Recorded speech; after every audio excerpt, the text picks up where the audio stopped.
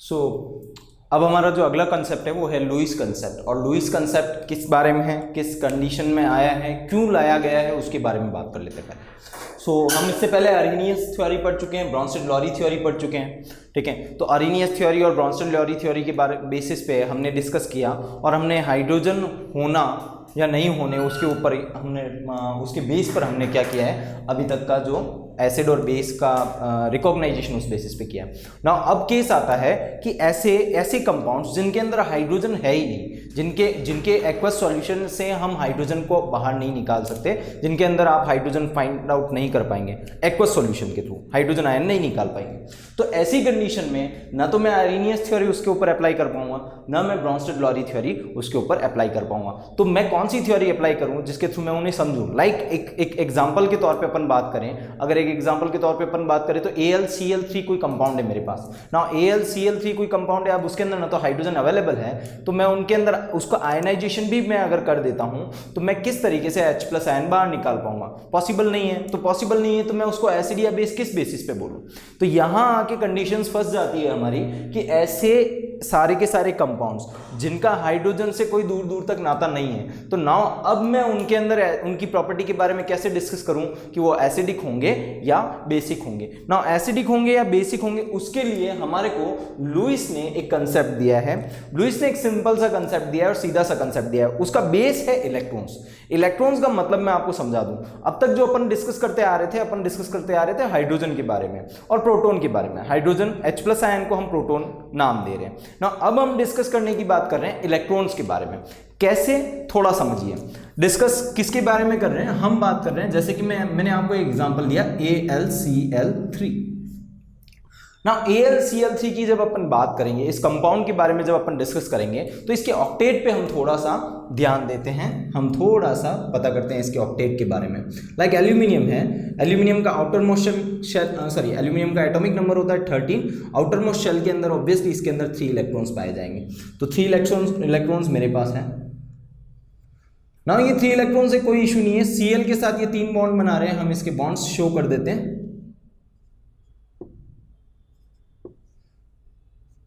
कितने बॉन्ड बना लिए?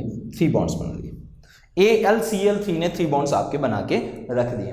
अब प्रॉब्लम क्या कर रहा है, प्रॉब्लम एग्जैक्टली ये कर रहा है कि AlCl3 के 3 बॉन्ड्स तो हो गए, बट जब हम Al के ऑक्टेट के बारे में बात करें तो एल्यूमिनियम के ऑक्टेट के ऊपर आप थोड़ा सा ध्यान दीजिएगा। इसके आउटर मोस्ट शेल में 3 इलेक्ट्रॉन्स पहले से ही थे और 3 इलेक्ट्रॉन किसके आ चुके हैं, Cl के, क्योंकि इन्होंने बनाया है कौन सा, कोवेलेंट बॉन्ड ना। कोवेलेंट बॉन्ड के बारे में थोड़ी बहुत चर्चा हम पहले कर चुके हैं। इक्वल शेयरिंग के बेसिस पे कोवेलेंट बॉन्ड बनते हैं, हमने इलेक्ट्रॉन डॉट स्ट्रक्चर्स भी इसके बेसिस पे बनाए थे। तो यहां पे हमारे पास 2 और 2 टोटल इलेक्ट्रॉन्स कितने हो जाते हैं, 6 हो जाते हैं। अब आप समझना, कोई भी कंपाउंड जो बनाया जाता है आपके एलिमेंट्स के थ्रू, तो एलिमेंट्स के थ्रू कोई भी कंपाउंड जो बनाया जाता है वो कंपाउंड इस बेसिस पे बनाया जाता है कि उसका ऑक्टेट जो हो वो आपका क्या हो, पूरी तरह से कंप्लीट हो। अब ऑक्टेट ही कंप्लीट नहीं है तो कंपाउंड की स्टेबिलिटी पे क्वेश्चन मार्क आ जाता है कि वो स्टेबल रहेगा या नहीं रहेगा। ऑक्टेट का मतलब क्या है, ऑक्टेट का मतलब ये है कि उसके आउटर मोस्ट शेल के अंदर आपके कितने इलेक्ट्रॉन्स होने चाहिए, 8 इलेक्ट्रॉन्स होने चाहिए। बट यहां पर एक कंपाउंड है हमारे पास AlCl3, और AlCl3 को जब हम ध्यान से देखते हैं तो हमारे को समझ में आता है कि इसके आउटर मोस्ट शेल में बॉन्ड्स बनने के बाद भी 6 इलेक्ट्रॉन हो रहे हैं, जबकि होने चाहिए कितने, 8 इलेक्ट्रॉन्स इसके पास होने चाहिए। नाउ इसको मैं कह सकता हूं इलेक्ट्रॉन डेफिशिएंट कंपाउंड। क्या नाम देंगे, इलेक्ट्रॉन डेफिशिएंट कंपाउंड। क्यों? क्योंकि इसके अंदर ऑक्टेट से 2 इलेक्ट्रॉन क्या है, कम है। आप समझना, अगर मैं बात करूं एग्जैक्टली तो ये इलेक्ट्रॉन डेफिशिएंट है, दैट्स व्हाई इसको इलेक्ट्रॉन्स की क्या होगी, नीड होगी। तो मैं इसे लिख सकता हूं इलेक्ट्रॉन एक्सेप्टर। ना AlCl3 आपका इलेक्ट्रॉन एक्सेप्टर हो गया क्योंकि उसके अंदर इलेक्ट्रॉन की क्या होगी, कमी होगी। एक और कंपाउंड के ऊपर अपन डिस्कस कर लेते हैं और एक और कंपाउंड के बारे में मैं डिस्कस करना चाहूंगा, जैसा कि NH3। बात कर लेते हैं हम NH3 के बारे में। NH3 के जब अपन आउटर मोस्ट शेल के कंपाउंड की बात कर लेते हैं, इनके बॉन्ड्स की बात करते हैं, जैसे कि N के साथ आपके कितने 3 बॉन्ड्स जुड़े हुए हाइड्रोजन के। ना हाइड्रोजन के 3 बॉन्ड्स जुड़े हुए हैं, ऑब्वियसली N के आउटर मोस्ट शेल में टोटल होते हैं, एटॉमिक नंबर होता है 7। आउटर मोस्ट शेल में इलेक्ट्रॉन होंगे कितने, 5, 2 और 5 उस बेसिस पे, ठीक है, आप याद रखिएगा 5 इलेक्ट्रॉन इसके आउटर मोस्ट शेल में होंगे। नाउ 5 इलेक्ट्रॉन अगर इसके आउटर मोस्ट शेल में हो और ये 3 बॉन्ड्स बना रहे हैं, तो 3 इसके इलेक्ट्रॉन्स तो आपके बॉन्ड्स बना रहे हैं, कोवलेंट बॉन्ड बनाते हैं, और 2 इलेक्ट्रॉन्स इसके एक्स्ट्रा रह जाते हैं। तो 3 बॉन्ड की बेसिस पे मैं कहूँ 6 इलेक्ट्रॉन तो यहाँ हो गए, 6 प्लस आपके कितने हो गए 2, ये टोटल इलेक्ट्रॉन्स कितने हो रहे हैं 8 इलेक्ट्रॉन्स हो रहे हैं। कोई दिक्कत नहीं, कंप्लीट हो गया। तो NH3 के बारे में अपन डिस्कस करें तो इसका ऑक्टेट पूरी तरह से क्या है, कंप्लीट है, ये एक स्टेबल कंपाउंड रहेगा हमेशा। बट बॉन्ड्स में काम आने वाले कितने आपके रहेंगे इलेक्ट्रॉन्स, तो NH3 के अंदर से N के अंदर से 3 इलेक्ट्रॉन्स आपके किस में काम आए, बॉन्ड्स में काम आए। 2 इलेक्ट्रॉन्स जो रह जाते हैं वो इसके बाहर बाकी रह जाते हैं। अब केस क्या आता है, अपन सोचें और अपन देखें, क्या NH3 के पास जो 2 इलेक्ट्रॉन पड़े हुए हैं, क्या ये 2 इलेक्ट्रॉन क्या कर सकता है, AlCl3 को डोनेट कर सकता है? अगर हाँ, तो हम इसको क्या लिख देते हैं, इलेक्ट्रॉन डोनर।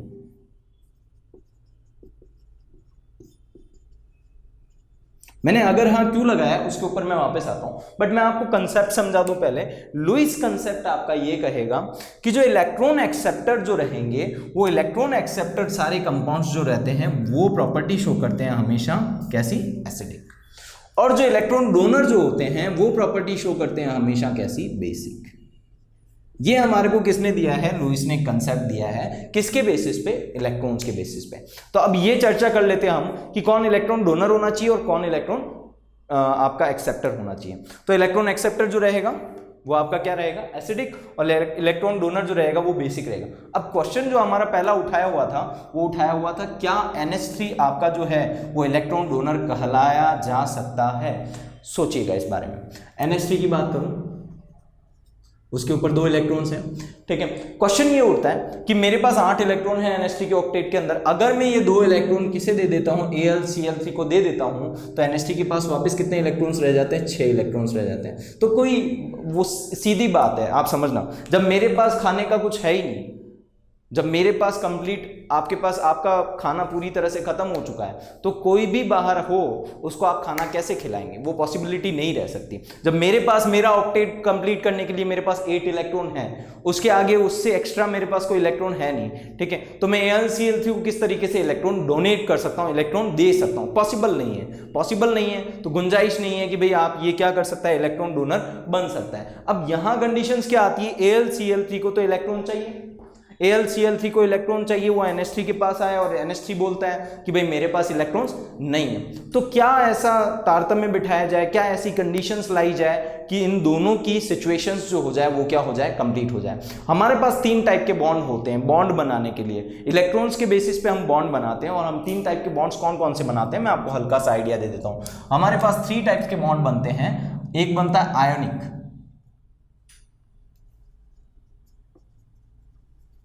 सेकेंड बनता है कोवैलेंट बॉन्ड,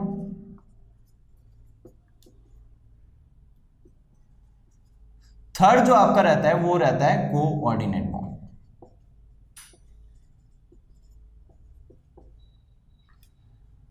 देखो समझने की बात है, मैं एक एक करके थोड़ा थोड़ा आपको आइडिया दे रहा हूं, ठीक है। इसके अंदर एक कंसेप्ट छुपा हुआ है इन बॉन्ड के बेसिस पे, इसलिए डिटेल में जाना पड़ रहा है हमारे को।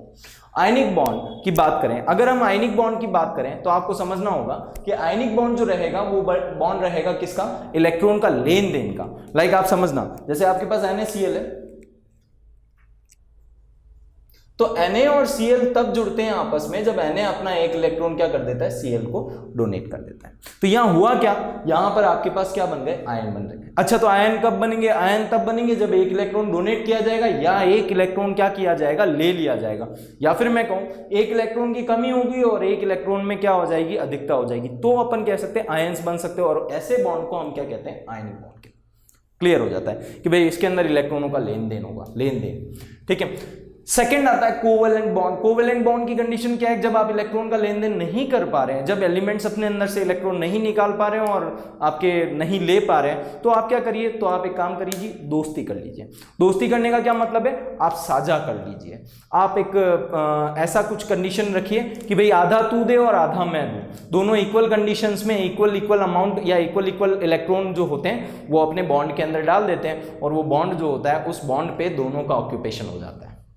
जैसे कि ये अपने इलेक्ट्रॉन डॉट स्ट्रक्चर्स में पढ़ा हुआ है, ये कोवेलेंट बॉन्ड हम बना रहे हैं। जैसे एल्यूमिनियम और क्लोरीन है यहाँ पे, तो एल्यूमिनियम का एक इलेक्ट्रॉन और क्लोरीन का एक इलेक्ट्रॉन, ये मिलके, ठीक है, ये आपका क्या बना रहे, कोवेलेंट बॉन्ड बना रहे हैं।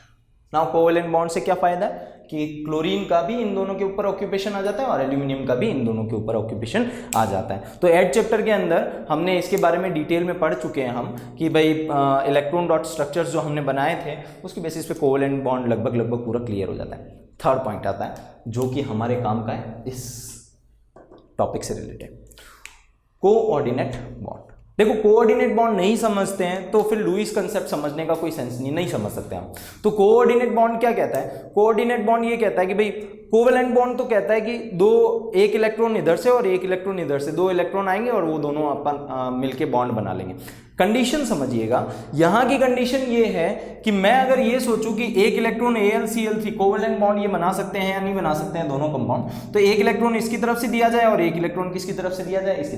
भाई NH3 तो सक्षम हो भी सकता है, चलो, क्योंकि बॉन्ड बनाने के बाद ऑक्यूपेशन दोनों पे आएगा, तो NH3 अपना एक इलेक्ट्रॉन क्या कर सकता है, बॉन्ड में तो दे सक रहा है, पर AlCl3 के पास तो कुछ है ही नहीं, तो वो बॉन्ड बना नहीं सकता। तो AlCl3 और NH3 के बीच में कोवेलेंट बॉन्ड बनने की संभावनाएं पूरी तरह से क्या हो जाती है, समाप्त हो जाती है। तो कोऑर्डिनेट बॉन्ड क्या कहता है, कोऑर्डिनेट बॉन्ड ये कहता है कि दोनों पार्टी नहीं, एक पार्टी से ही सारे इलेक्ट्रॉन, जो दो इलेक्ट्रॉन हैं वो दोनों ही इलेक्ट्रॉन जो है एक ही आपकी पार्टी या एक ही कंपाउंड जो है वो अपनी तरफ से डोनेट करे। डोनेट करने का मतलब बॉन्ड में दे। अब आप इस पे विचार करना कि क्या हो अगर ऐसा हो कि NH3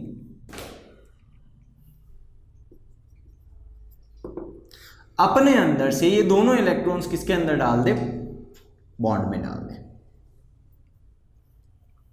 अगर NH3 अपने दोनों इलेक्ट्रॉन किसके अंदर, बॉन्ड के अंदर डाल देता है और AlCl3 अपनी तरफ से कुछ भी नहीं डालता है, NH3 अपने दोनों इलेक्ट्रॉन इस बॉन्ड में डालता है और AlCl3 को अलाउ करता है इन दोनों इलेक्ट्रॉन पे ऑक्यूपेशन लेने की। तो अब इन दोनों इलेक्ट्रॉन्स पे ऑक्यूपेशन किसका किसका हो गया, AlCl3 का भी ऑक्यूपेशन रहेगा और NH3 का भी ऑक्यूपेशन रहेगा। तो NH3 का ऑक्यूपेशन रहा है तो NH3 का तो ऑक्टेट पहले से ही कंप्लीट है, और AlCl3 के पास क्योंकि दो इलेक्ट्रॉन की कमी थी और AlCl3 का ऑक्यूपेशन भी यहां पे आ जाता, तो AlCl3 का भी ऑक्टेट क्या हो जाता है, कंप्लीट हो जाता है। नाउ तो ये दो इलेक्ट्रॉन्स जो हैं वो डायरेक्टली डोनेट नहीं किए जा रहे हैं, एग्जैक्टली डोनेट किए जा रहे हैं बॉन्ड के अंदर, और वो बॉन्ड कौन सा हम बना रहे हैं, कोऑर्डिनेट बॉन्ड।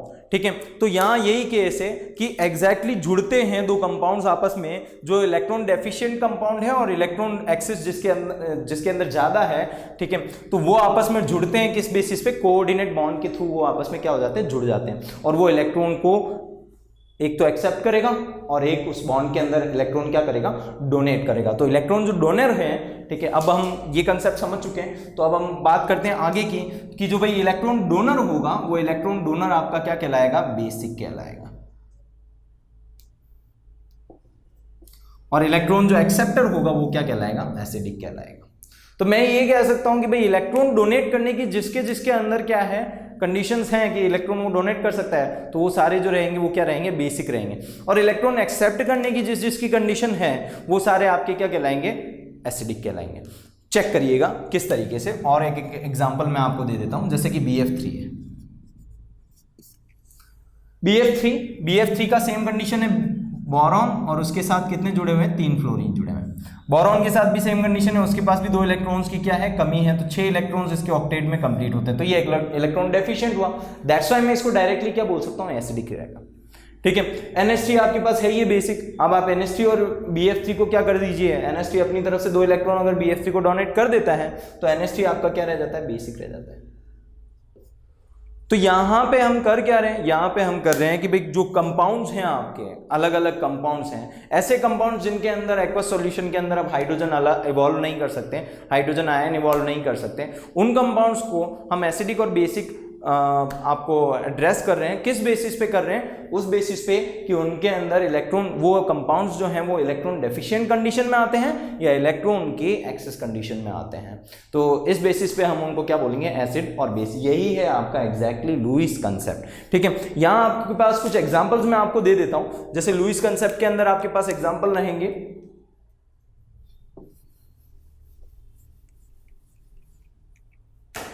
बेसिक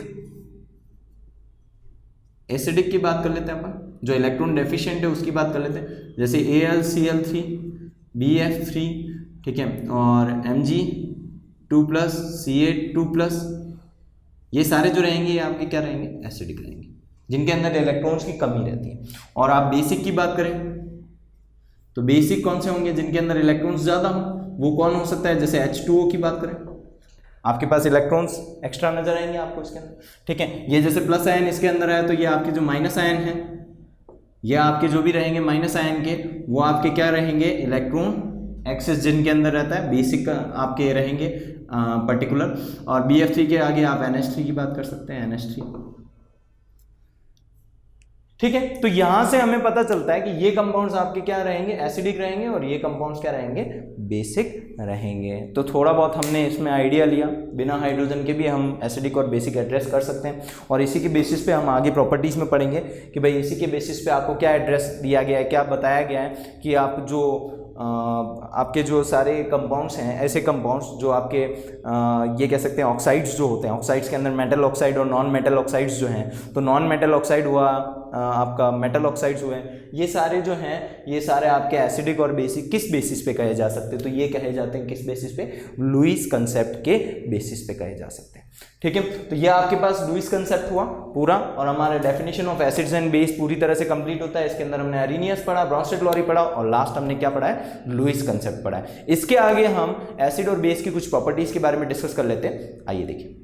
तो आइए अब हम पढ़ लेते हैं कुछ जनरल प्रॉपर्टीज, किसके बारे में, एसिड्स और बेसिस के बारे में। एसिड्स और बेसिस के बारे में ये जो जनरल प्रॉपर्टीज हम पढ़ने जा रहे हैं, जो हम थोड़ी डिटेल में पढ़ने जा रहे हैं, वो सारी जनरल प्रॉपर्टीज में से कुछ प्रॉपर्टीज हम इससे पहले पढ़ चुके हैं, जब हमने एसिड और बेस को डिटेल में अपन ने रीड किया था, ठीक है। अब आप समझिए, पहला प्रॉपर्टी है acid changes blue litmus paper into red. इसको हम डिटेल में पहले पढ़ चुके हैं। एसिड जो होता है वो लिटमस पेपर के अंदर उसकी जो ब्लू लिटमस पेपर रहता है उसको रेड लिटमस पेपर में कन्वर्ट कर देता है, और बेस जो रहता है वो रेड लिटमस पेपर से कन्वर्ट करेगा किसके अंदर, ब्लू लिटमस पेपर में। तो ये आपकी फर्स्ट प्रॉपर्टी रहेगी। इसके बारे में डिटेल डिस्कशन इससे पहले हम कर चुके हैं, ठीक है, तो यहां हम इसकी डिटेलिंग में नहीं जाएंगे। सेकंड प्रॉपर्टी की बात कर लेते हैं, acids give hydrogen gas on reaction with metals. ये एक इंपॉर्टेंट पार्ट इसलिए बन जाता है क्योंकि ये डायग्रामेटिकल एक क्वेश्चन बनता है, और डायग्रामेटिकल क्वेश्चन किस बेसिस पे बनता है मैं आपको समझा देता हूं, ठीक है। Acids give hydrogen gas on reaction with metal. तो ये कहना क्या चाह रहे हैं हम, आप यहाँ पे एक्सप्लेनेशन कर लेते हैं इसका। एसिड्स जो हैं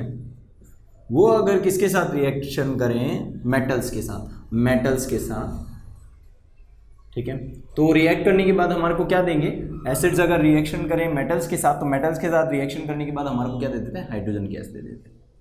तो हाइड्रोजन गैस के साथ कोई ना कोई क्या होना चाहिए, एक्स्ट्रा प्रोडक्ट भी होना चाहिए। वो एक्स्ट्रा प्रोडक्ट क्या है, कैसे है, तो वो हम करवा के देख लेते हैं, ठीक है। तो कभी भी कोई भी चीज़ आपको दी जाए तो इस तरीके से आप टुकड़े करके और उसकी रिएक्शन करवाने की ट्राई कीजिएगा। जैसे एसिड है, कोई एसिड का एग्जांपल ले लीजिए आप, HCl, मैंने एसिड का एग्जांपल ले लिया ना। एसिड के साथ मेटल की बात करें तो मेटल कौन से, मेटल कई सारे हैं आपके पास, Zn है, Al है, कोई भी आप मेटल ले लीजिए। तो आपके पास Zn आप ले लिया, आपने Zn ले लिया ना, आप एरो खींच दीजिए। एरो खींचने के बाद आप इनकी क्या करवा दीजिए, रिएक्शन करवा दीजिए। तो Zn जो है अगर वो रिएक्ट करेगा किससे, HCl से, तो HCl के अंदर ये H को क्या कर देता है, अपनी तरफ से रिप्लेस कर देता है, क्योंकि ये पॉजिटिव आयन बनाता है और ये भी आपका क्या बनाता है, पॉजिटिव। तो Zn पॉजिटिव को रिएक्ट अपनी जगह से डिस्प्लेस करेगा, तो ऑब्वियसली डिस्प्लेस अगर HCl होता है, ठीक है, तो यहाँ पे क्या निकल जाता है अपने पास, ZnCl2, क्योंकि जिंक क्लोरीन से रिएक्ट करके ZnCl2 बनाता है। दैट्स वाई यहाँ पे Cl कितने होने चाहिए, दो होने चाहिए। तो हमारे को इसको बैलेंस करने के लिए यहाँ पे 2 लगाना है, ये आप याद रखिएगा। दूसरा, हाइड्रोजन की बात करें तो कितने हाइड्रोजन निकल रहे हैं, 2 हाइड्रोजन। तो ये हमारे पास ऑब्वियसली H2 के फॉर्म में ये निकल गया पार्ट, ठीक है। तो ये ZnCl2 को देख के हमें क्या नजर आता है कि ZnCl2 जो है वो क्लोरीन सॉल्ट हो गया। ये आपके पास क्या हो गया, एसिड हो गया। ये आपके पास मेटल है और ये सॉल्ट प्लस क्या दे रहा है आपको, हाइड्रोजन गैस दे रहा है। तो यहाँ से रिएक्शन से तो हम समझ गए कि भाई अगर एसिड जो है वो आपके किसी मेटल से रिएक्ट करेगा तो वो आपको क्या देगा, सॉल्ट प्लस हाइड्रोजन गैस देगा। अभी क्वेश्चन बनता है, सर ये तो एक छोटा सा एग्जाम्पल आपने दिया, दूसरे किसी एसिड के साथ आप एग्जाम्पल दीजिए। तो दूसरे किसी एसिड के साथ अगर एग्जाम्पल देना चाहते हैं तो H2SO4 के साथ दे दीजिए। आप जिंक की जगह आप दूसरा कोई मेटल ले लीजिए। दूसरा मेटल आप कौन सा लेंगे कि आप कैल्शियम ले लीजिए, ठीक है। कैल्शियम लेके अगर अपन इसके साथ रिएक्शन करवाते हैं या मैग्नीशियम लेके रिएक्शन करवा सकते हैं, कोई इशू नहीं है। आप बॉन्ड तोड़ दीजिए, बॉन्ड तोड़ने पे आपके पास H+ और SO4, तो यहाँ पे हम क्या करते हैं Ca2+ आ जाता है। तो H2 से अपन ने H2SO4 को तोड़ के अपन ने H+ बना दिया और SO4 2- और ये Ca2+ हमारे पास आ जाता है। अब रिएक्शन करवाएंगे अगर तो प्लस का प्लस को डिस्प्लेस करेगा ऑब्वियसली, तो Ca2+ जगह ले लेता है SO4 2H+ की, तो वो क्या बनाएगा सॉल्ट के फॉर्म में CaSO4 प्लस 2H जो है वो कंबाइंड होकर बन जाता है H2। तो ये रिएक्शन होती है, थोड़ा याद करने में सहायता मिल जाती है, याद करने में फ़ायदा मिल जाता है। थोड़ा 6th चैप्टर जब है, 6th चैप्टर का कुछ इनपुट्स इसके अंदर है, ठीक है, दैट्स वाई थोड़ा ये कह सकते हो बॉन्ड कैसे टूट रहे हैं, कैसे जुड़ रहे हैं, ये थोड़ा बहुत हमें आइडिया लगता है 9th क्लास के अंदर, बट 6th चैप्टर में रिएक्शन करना और आसानी से समझ सकते हैं। ये डिस्प्लेसमेंट रिएक्शन कहलाती है आपके लिए, और डिस्प्लेसमेंट रिएक्शन हम पढ़ेंगे 6th चैप्टर के अंदर डीप में। दैट्स वाई थोड़ा 5th और 6th का यूँ कह सकते हैं अटैचमेंट है, कंबाइंडेशन है, तो यहाँ पे आपका अगर थोड़ा सा ओवर पढ़ने में आ जाएगा तो सहायता मिल जाएगी, आपको मदद मिल जाएगी। नाउ सी ये आपने बना दिया सॉल्ट और ये आपकी निकल गई है हाइड्रोजन गैस। तो यहाँ अपन डिस्कस करें, यहाँ अपन क्या बात कर रहे हैं, acids give hydrogen gas on reaction with metal. तो ये मेटल्स हैं, इन मेटल्स के साथ एसिड्स जो है वो रिएक्शन करके क्या आपको दे रही है, हाइड्रोजन गैस दे रही है। अब एक क्वेश्चन आता है, स्टूडेंट क्वेश्चन पूछता है कि सर हाइड्रोजन गैस दे रही है। अब हाइड्रोजन गैस आप समझना, अगर आप लेबोरेटरी में फिजिकली ये कोई आपका एक्सपेरिमेंट आप परफॉर्म कर रहे हैं, अगर फिजिकली आप ये एक्सपेरिमेंट परफॉर्म कर रहे हैं तो आपके पास टब है, ठीक है, आप बीकर है, इन केस आपके पास कोई टेस्ट ट्यूब है, टेस्ट ट्यूब के अंदर ये आप परफॉर्म कर रहे हैं, उसके अंदर आपने डाल दिया एसिड भी डाल दिया और आपने मेटल के ग्रैन्युल्स भी डाल दिए, ठीक है, किसी भी मेटल के और एसिड डाल दिया। हाँ, एसिड और मेटल की ग्रैन्युल्स डालने के बाद उसके अंदर से क्या निकलेंगे, बबल्स निकलेंगे। तो वो जो बबल्स निकल रहे हैं, वो जो आपके कंडीशंस निकल रही है, अब वो आपका उसके अंदर जो गैसेस निकल रही है, वो गैसेस जो है वो गैसेस हाइड्रोजन गैस ही है। ये कैसे, क्योंकि आप समझना फिजिकली बात करें तो फिजिकली जब प्रैक्टिकली हम उस एक्सपेरिमेंट के साथ हैं तो जो गैस निकल रही है मैं डायरेक्टली देख के नहीं बता सकता कि वो हाइड्रोजन गैस है, CO2 गैस है या फिर ऑक्सीजन गैस है। विचार कीजिए, क्योंकि गैस का कोई कलर नहीं होता भी है बट वो स्पेसिफिक होती है गैसेस। आपके पास जो हाइड्रोजन गैस है उसका कोई कलर नहीं है, तो हम आइडेंटिफाई नहीं कर पाएंगे कि हाइड्रोजन गैस निकल रही है क्या नहीं निकल रही है।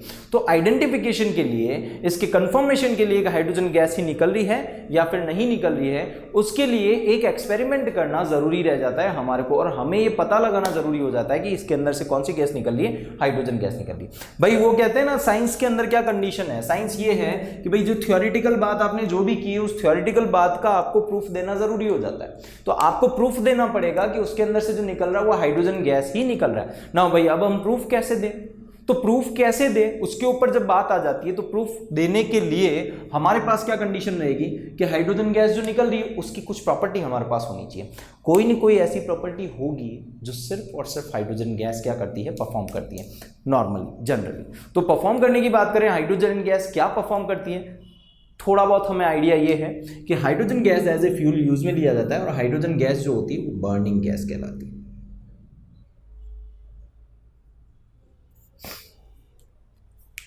जो कि जलती है, ठीक है। तो हाइड्रोजन गैस सेल्फ जो होती है वो क्या होती है, fuel as a fuel use में आ सकती है। और हम कह सकते हैं हाइड्रोजन गैस का जलना, हाइड्रोजन गैस रेगुलरली क्या होती है, जलती है। अगर आप उसको आप तीली उसके साथ ले जाएंगे तो वो हाइड्रोजन गैस जलेगी। ये कंडीशन हमारे को पता चल गई। तो हमारे को ये कंडीशन पता चल गई तो हम एक छोटा सा एक्सपेरिमेंट कर लेते हैं। किस तरीके से एक डायग्राम हमारे को बनाना रहता है उस एक्सपेरिमेंट में। जैसे कि हमारे पास ये स्टैंड रहा और इस स्टैंड से आपने किसको, टेस्ट ट्यूब को पकड़ रखा। स्टैंड से आपने टेस्ट ट्यूब को पकड़ लिया है और आप यहाँ पर ये स्टैंड लगा दीजिए ना। इस टेस्ट ट्यूब के अंदर क्या क्या होना चाहिए, तो इसके अंदर होना चाहिए भाई ऑब्वियसली यहाँ तक आपके पास क्या भरा होना चाहिए, लगभग एसिड भरा। मान लीजिए आप H2SO4 एसिड भरा, ठीक है। और आप यहाँ पर आप बात करिए कि ग्रैनुअल्स, तो मेटल के ग्रैनुअल्स आपके इसके अंदर मेटल के ग्रैनुअल्स पड़े होने चाहिए। तो मेटल के ग्रैनुअल्स आपके इसके अंदर हैं, एसिड है आपके पास H2SO4 के फॉर्म में, ठीक है। मेटल के ग्रैनुअल्स हैं ना। इसके अंदर से क्या होगा, गैसेस निकलेगी जो बबल्स की फॉर्म में निकलेगी, ठीक है ना। अब क्या करते हैं हम, सॉरी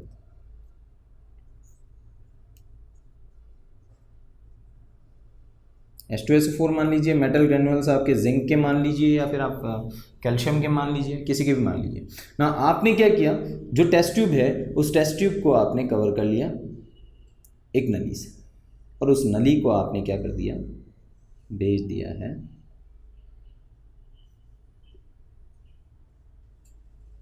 सीधे सीधे एक टब में। एक बार पूरा एक्सपेरिमेंट हम देख लेते हैं क्या है, उसके बाद हमें अंदाज़ा लग जाएगा ये सारी जो व्यवस्थाएं हैं ये व्यवस्थाएं क्यों की जा रही है। तो एक टब है, उस टब के अंदर ऑब्वियसली क्या भरा रहेगा, सॉप वाटर।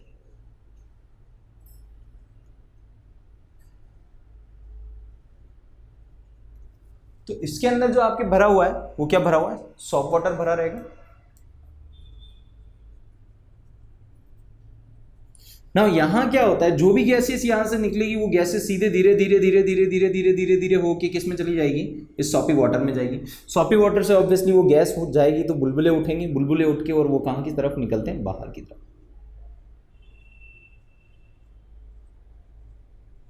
और उन बबल्स के अंदर भरी होगी कौन सी गैस, जो भी गैस यहां से बाहर निकल गई।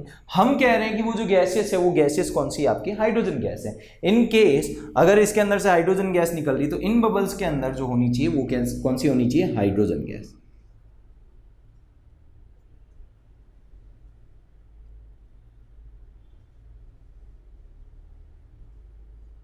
हाइड्रोजन कंटेनिंग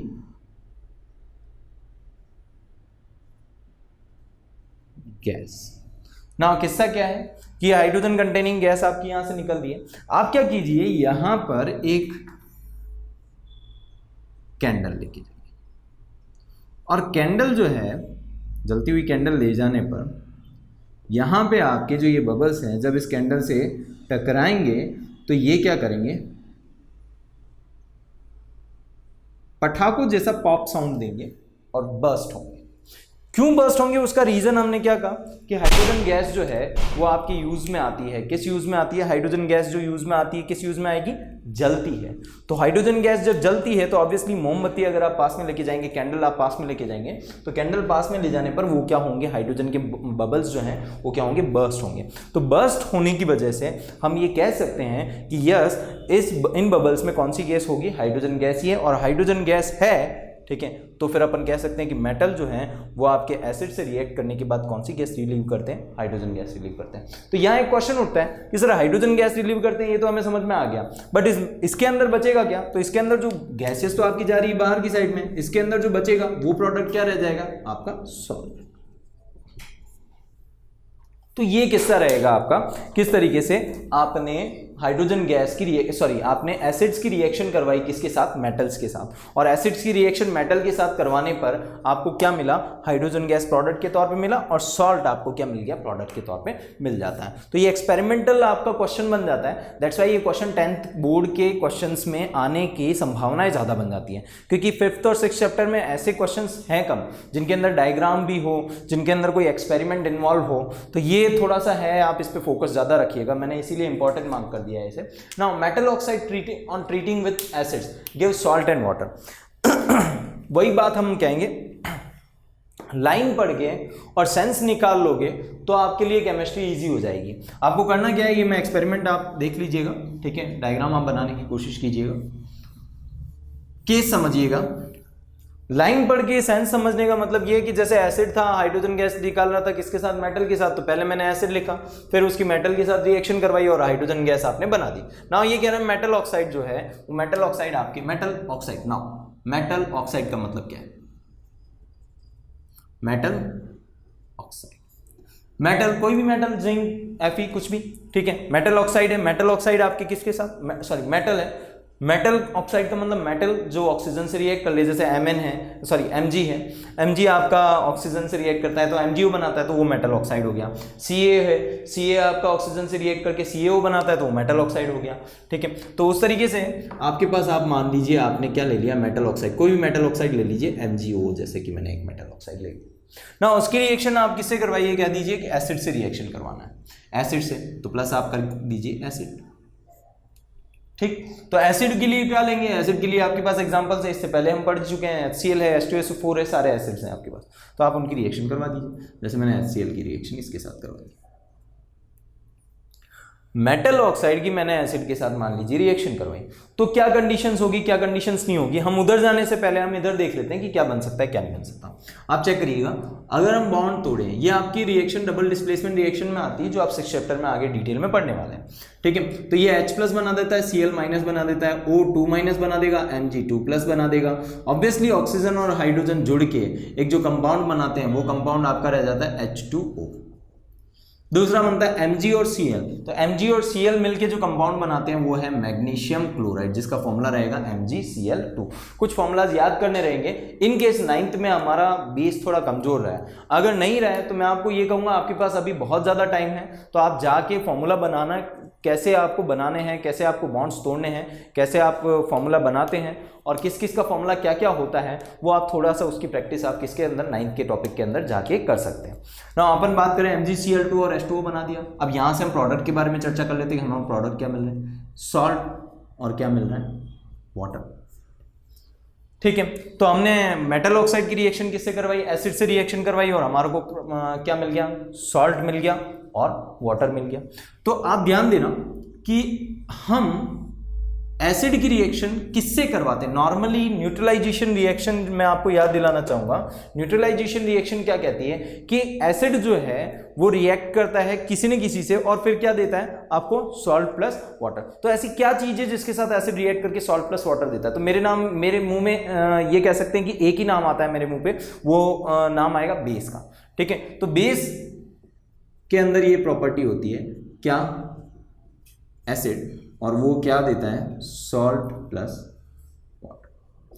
और सॉल्ट प्लस वाटर क्यों दे रहा है, उसके ऊपर अपन एक्सप्लेनेशन पहले दे चुके हैं कि भाई एसिड जो होता है वो बेस की प्रॉपर्टी खत्म कर देता है, बेस एसिड की प्रॉपर्टी खत्म कर देता है और ये सॉल्ट प्लस वाटर बना देते हैं, न्यूट्रल कंपाउंड्स बना देते हैं।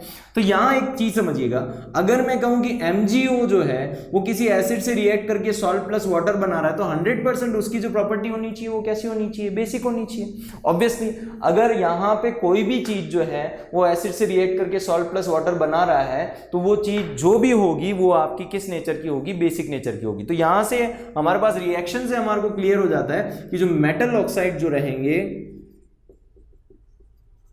सारे, वो मेटल ऑक्साइड्स किस प्रॉपर्टी के रहेंगे, बेसिक प्रॉपर्टी के रहेंगे।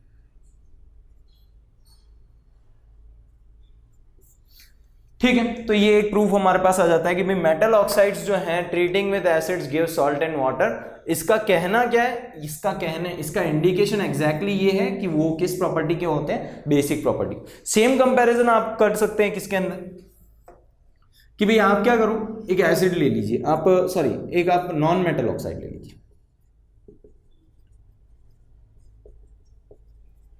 और आप उसकी रिएक्शन करवा दीजिए किसके साथ, बेस के साथ। अब थोड़ा सोचना है इसमें कि हमारे को जो बोला गया है वो क्या क्या बोला गया है, नॉन मेटल ऑक्साइड। अब मेटल ऑक्साइड तो जिसके अंदर मेटल हो और ऑक्सीजन हो, नॉन मेटल ऑक्साइड जिसके अंदर मेटल ना हो, ठीक है, और उसका ऑक्साइड हो। अब नॉन मेटल कौन कौन से होते हैं, हमारे पास कार्बन है, सल्फर है, ये सारे हमारे पास नॉन मेटल्स हैं। तो नॉन मेटल के ऑक्साइड्स की बात करें तो CO2 ले सकता हूं, ठीक है, कार्बन डाइऑक्साइड, जिसके अंदर आपका कार्बन नॉन मेटल रहेगा, ऑक्सीजन आपका ऑक्साइड रहेगा, ठीक है। बेस की बात करें तो अपना बिल्कुल NaOH जो हमारे पास है, ठीक है। आप चाहे तो CaOH2 की रिएक्शन करवा सकते हैं, जिसको आप लाइम वाटर बोलते हैं, ठीक है ना। आप अगर ये रिएक्शन करवाते हैं तो आप ध्यान दीजिएगा, ठीक है। इसकी रिएक्शन करवाने का मैं तरीका आपको हल्का सा बता देता हूं। जैसे Ca है तो आप इसकी रिएक्शन कैसे करवाओगे, Ca और आपके पास OH और OH दो बॉन्ड के साथ बंधे हुए। आप क्या करते हैं, CO2 की रिएक्शन करवानी है आपको। CO2 की रिएक्शन कैसे करवाते हैं, यहां से आप एक काम कीजिए, H2O निकाल दीजिए बाहर, तो H2O तो निकल गया आपके पास बाहर, और बचा क्या, CaO और CO2। ऑक्सीजन और ऑक्सीजन आपस में जुड़ जाएंगे तो वो जुड़ के क्या बनाएंगे, Ca तो है ही आपके पास, और CO3 अलग से बना देते हैं। तो ये हमारे पास क्या फॉर्मूला आता है, प्रोडक्ट आता है, वो CaCO3 प्लस H2O आता है। नाउ CaCO3 क्या चीज है, सॉल्ट, H2O वाटर ऑब्वियसली, ठीक है। तो वहां वापस से वही केस आता है हमारे पास कि भाई बेस है, और आप क्या बना रहे हो, उसके थ्रू प्रोडक्ट बना रहे हो सॉल्ट प्लस वाटर। बेस से ऐसी कौन सी चीज है जो बेस से रिएक्ट करके सॉल्ट प्लस वाटर बना दे? या फिर मैं एक सीधी सीधी बात कहूं, बेस को न्यूट्रल करके सॉल्ट प्लस वाटर कौन बना सकता है? वो एक ही चीज है दुनिया में, और कोई दूसरी चीज नहीं है, वो एक ही चीज है, एसिड। एसिड ही है जो बेस को क्या कर सकता है, न्यूट्रल कर सकता है। तो एसिड बेस को न्यूट्रल कर सकता है और सॉल्ट प्लस वाटर बना सकता है। तो मैं कहूंगा ये जो कंपाउंड यहां पे है उसकी प्रॉपर्टी कैसी होनी चाहिए, एसिडिक, तभी तो ये बेस के साथ रिएक्शन करके सॉल्ट प्लस वाटर बना रहा है। ठीक है, तो अब यहां से क्या क्लियर हो जाता है कि जो आपके नॉन मेटल ऑक्साइड्स जो हैं, सारे के सारे वो आपके क्या बना देते हैं, वो आपकी प्रॉपर्टी रखते हैं कौन सी, acidic.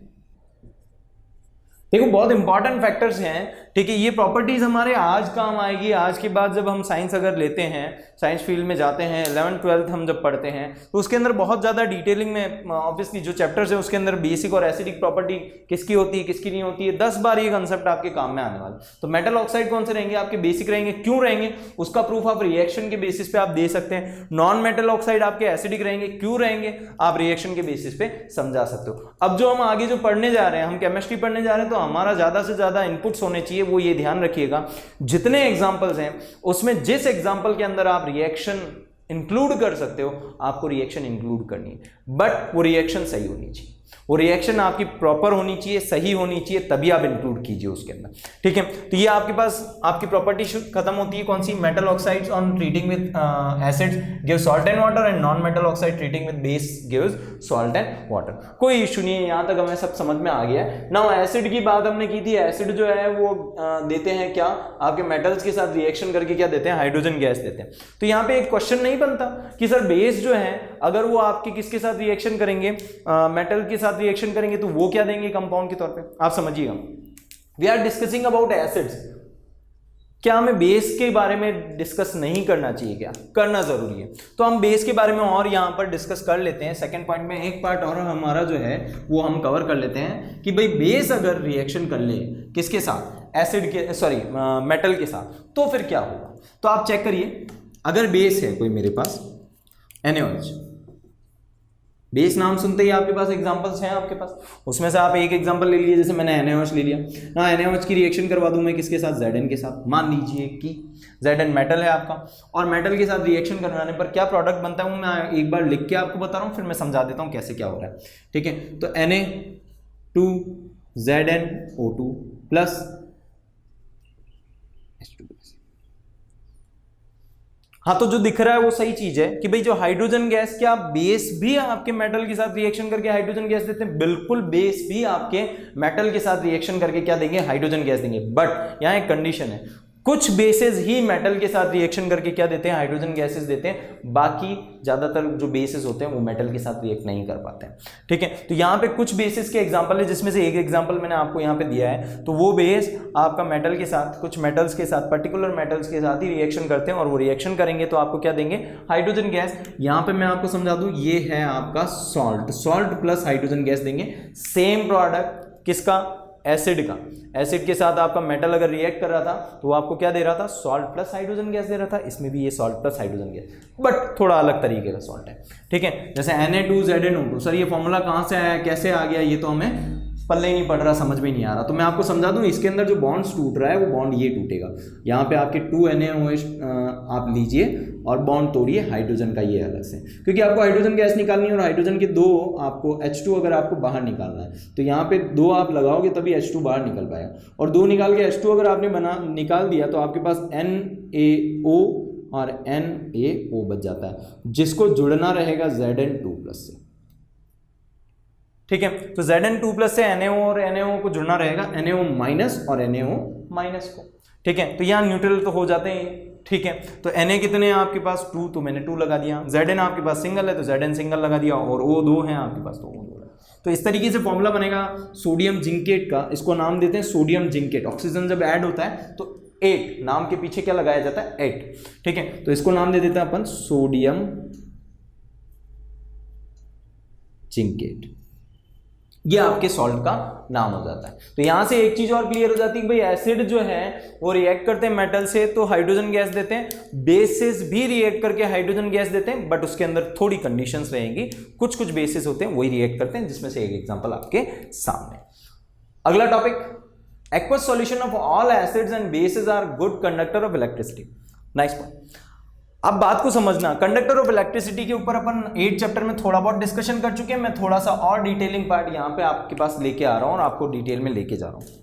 Good conductor of electricity, किसी भी ऑब्जेक्ट के लिए गुड कंडक्टर ऑफ इलेक्ट्रिसिटी किसके ऊपर डिपेंड करता है? ये डिपेंड करता है कि इलेक्ट्रॉन्स के। हमने ये पार्ट पढ़ा था ग्रेफाइट के अंदर। ग्रेफाइट एक सॉलिड पार्ट है, तो सॉलिड पार्टिकल के अंदर अगर वो सॉलिड पार्टिकल इलेक्ट्रिसिटी का गुड कंडक्टर होगा या नहीं होगा, ये डिपेंड करेगा कि उस सॉलिड पार्टिकल के अंदर फ्री इलेक्ट्रॉन्स, मूवेबल इलेक्ट्रॉन्स उपस्थित हैं।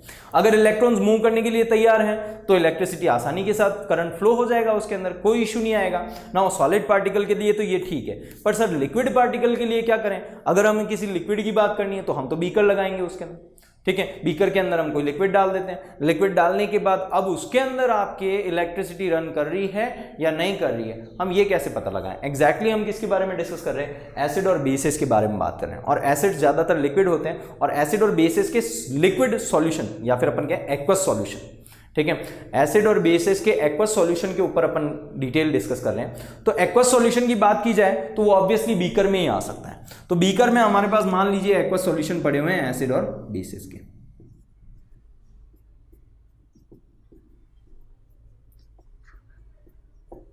ठीक है। अब पड़े हुए हैं तो कंडीशन क्या रहती है कि जैसे मेरे पास HCl है और HCl का मेरे पास क्या है? Aqueous solution. तो मैं लिख लेता हूं HCl एक्वस। अब वो इलेक्ट्रिसिटी के कंडक्टर होंगे या नहीं होंगे, तो आप इसके लिए थोड़ा सा ध्यान से सुनिए।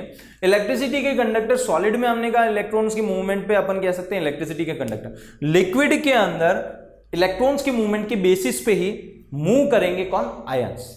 लिक्विड की जब बात की जाएगी तो आप बात करेंगे कि इलेक्ट्रिसिटी उसमें जनरेट होगी या नहीं होगी, जनरेट नहीं सॉरी, इलेक्ट्रिसिटी इसके अंदर कंडक्ट करेगा या नहीं करेगा, वो डिपेंडेंसी किसके ऊपर आ जाती है? आयंस के ऊपर। नाउ अब अपन बात कर लेते हैं कि अगर आयंस के ऊपर डिपेंडेंसी है तो क्या एसिड जो है वो एसिड को अगर हम वाटर के साथ मिक्स करते हैं या वाटर के साथ वो मिक्स होते हैं, एक्वस सॉल्यूशन जब बनाते हैं, तो क्या वो आयंस में तोड़े जा सकते हैं? 100%। इसके ऊपर तो हमने इनकी प्रॉपर्टीज को डिस्कस किया है इससे पहले वाले चैप्टर में, पहले वाले पार्ट में, सॉरी वीडियो में, ठीक है। तो HCl जो है वो आपका एक्वस सॉल्यूशन में बनने के बाद ही तो हाइड्रोलाइसिस की बेसिस पे हमने तोड़ा था उसे। किसमें तोड़ा था? H+ और एक्वस और Cl- एक्वस। तो ये तो आयंस में तब्दील हो जाते हैं। अगर ये आयंस में कन्वर्ट हो सकते हैं तो आयंस में कन्वर्ट होने की बेसिस पे हम इसके अंदर इलेक्ट्रिसिटी का क्या कर सकते हैं? फ्लो एक जगह से दूसरी जगह पे पहुंचा सकते हैं। वही केस हमने पढ़ा था किसके अंदर, जैसे कि सोडियम हाइड्रोक्साइड की बात करें तो सोडियम हाइड्रोक्साइड को हमने एक्वस सॉल्यूशन बनाया था कैसे? NaOH AQ, और NaOH AQ से हमने कन्वर्ट किया था Na+AQ प्लस OH- AQ। तो यहां से भी ये कंफर्म हो जाता है कि भाई ये जो है ये आसानी के साथ आयंस में क्या किए जा सकते हैं? कन्वर्ट कर सकते हैं इनके एक्वस सॉल्यूशन को आयंस में। इनके एक्वस सॉल्यूशन में एसिड्स जो होते हैं वो आयंस में टूट जाते हैं। तो आयंस में टूट जाने की वजह से ये आसानी के साथ इलेक्ट्रिसिटी का क्या करेंगे? कंडक्शन करेंगे। तो they are good conductor of electricity. ये आप हमेशा ध्यान में रखिएगा कि भाई एसिड भी है वो कंडक्शन कर सकता है, बेस भी जो है वो कंडक्शन इलेक्ट्रिसिटी का कर सकता है। नाउ न्यूट्रलाइजेशन रिएक्शन, इससे पहले जितनी भी प्रॉपर्टीज पढ़ी हैं उनके अंदर हम 2 से 3 बार न्यूट्रलाइजेशन रिएक्शन का अच्छे तरीके से पूरा डिस्कशन कर चुके हैं। एक हल्का सा डिस्कशन मैं यहाँ पे भी कर रहा हूँ क्योंकि प्रॉपर्टी हमारे सामने है, 6 प्रॉपर्टी है हमारे सामने, तो वो ही है। और अभी जो हमने प्रॉपर्टीज पढ़ी है 2 ये प्रॉपर्टीज, वो भी किसके बेसिस पे पढ़ी? न्यूट्रलाइजेशन रिएक्शन के। क्या कहता है न्यूट्रलाइजेशन रिएक्शन? न्यूट्रलाइजेशन रिएक्शन ये कहती है कि अगर एसिड बेस से रिएक्ट करेगा तो एसिड और बेस दोनों की जो कैपेसिटी होती है, दोनों की जो प्रॉपर्टी होती है एसिडिक और बेसिक, वो दोनों प्रॉपर्टीज एक दूसरे पे वो क्या कर देते हैं? समाप्त कर देते हैं। एक दूसरे को वो क्या कर देते हैं? न्यूट्रल कर देते हैं।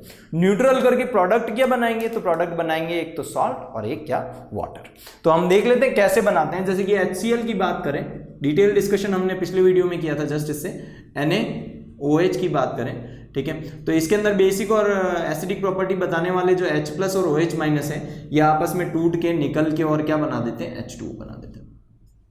तो एसिडिक और बेसिक प्रॉपर्टी शो करने के लिए कोई चीज बची ही नहीं है। HCl में H+ नहीं रहा और NaOH में OH- नहीं रहा, तो बचा क्या भाई, Na और Cl। तो ये NaCl जो भी बच रहा है ना तो इसमें एसिडिक प्रॉपर्टी होगी ना इसके अंदर कौन सी प्रॉपर्टी होगी, बेसिक प्रॉपर्टी होगी। तो ये जो रहेगा ये क्या रहेगा, सॉल्ट, और ये रहेगा क्या आपका वाटर। तो यहां पे सॉल्ट प्लस वाटर मतलब कि न्यूट्रल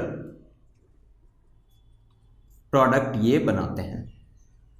दैट्स वाई आपने इस रिएक्शन को क्या नाम दिया है, न्यूट्रलाइजेशन रिएक्शन। तो किसी भी एसिड की बेस से रिएक्शन करवाने पर, ठीक है, हम उस रिएक्शन को क्या नाम देते हैं, न्यूट्रलाइजेशन रिएक्शन बना देते हैं या नाम दे देते हैं। तो आज हमने डिटेल में पढ़ा है, क्या पढ़ा है, आज हमने डिटेल में पढ़ा है जनरल प्रॉपर्टीज 5th चैप्टर के अंदर, किसकी, एसिड्स और बेसिस की, और उसके अंदर हमने 6 प्रॉपर्टीज पढ़ी है। बात सीधी सी है, 6 प्रॉपर्टीज अगर आपको याद रहेगी तो हम इसकी डिटेलिंग के बारे में जा पाएंगे और समझ पाएंगे। प्रॉपर्टीज याद करना कोई बड़ी बात नहीं है, ठीक है। लिटमस पेपर के ऊपर एक प्रॉपर्टी है कि लिटमस पेपर किससे किस में कन्वर्ट कर रहा है, आपका एसिड जो है वो ब्लू से रेड में और बेस जो है रेड से ब्लू में, ठीक है। एसिड जो है हाइड्रोजन गैस देता है मेटल के साथ, बेस भी आपका कुछ बेसिस जो होते हैं वो मेटल के साथ रिएक्ट करके हाइड्रोजन गैस देते हैं, ये सेकंड प्रॉपर्टी। थर्ड आपकी ऑक्साइड्स पे आ जाती है कि मेटल ऑक्साइड जो है वो रिएक्ट करेगा तो सॉल्ट प्लस वाटर देगा, दैट्स व्हाई मेटल ऑक्साइड किसके साथ, एसिड के साथ रिएक्ट कर रहा है। तो मेटल ऑक्साइड की प्रॉपर्टी हो जाती है बेसिक और नॉन मेटल ऑक्साइड की प्रॉपर्टी हो जाती है कौन सी, एसिडिक। दोनों प्रॉपर्टीज आपकी क्लियर हो जाती है। फिर आता है आपके पास कौन सा, एक्वस सॉल्यूशन, इलेक्ट्रिसिटी का कंडक्टर, ये इंपॉर्टेंट प्रॉपर्टी है, ठीक है। 5th प्रॉपर्टी, इलेक्ट्रिसिटी का कंडक्शन दोनों के दोनों कर सकते हैं। क्यों कर सकते हैं, क्योंकि आयनाइजेशन इनके अंदर पॉसिबल होता है, ये आयंस में आसानी के साथ टूट जाते हैं। थर्ड और लास्ट, सॉरी 6th और लास्ट जो आपकी प्रॉपर्टी रहती है वो न्यूट्रलाइजेशन रिएक्शन की रहती है कि ये एक दूसरे को आपस में पूरी तरह से क्या कर देते हैं, न्यूट्रल कर देते हैं। अगले वीडियो में हम इनके यूजेस के बारे में पढ़ेंगे, एसिड्स और बेसिस कहाँ कहाँ हमारे यूज में आते हैं, हम और थोड़ी डिटेलिंग में पढ़ेंगे और ज़्यादा डिटेल में पढ़ के, और उसके यूजेस अलग अलग इसके अंदर एसिड के अंदर और बेसिस के अंदर हम कैटेगराइज करेंगे उनको, मिनरल एसिड्स के अंदर, ऑर्गेनिक एसिड्स के अंदर, और ऑर्गेनिक एसिड्स किस तरीके से यूज में आते हैं, मिनरल एसिड्स किस तरीके से यूज में आते हैं, इंडस्ट्रियल लेवल पे किस तरीके से यूज में आते हैं, उसके ऊपर अपन डिस्कशन करेंगे ताकि हम और ज़्यादा इन टॉपिक से क्या हो सके, अटैच हो सके।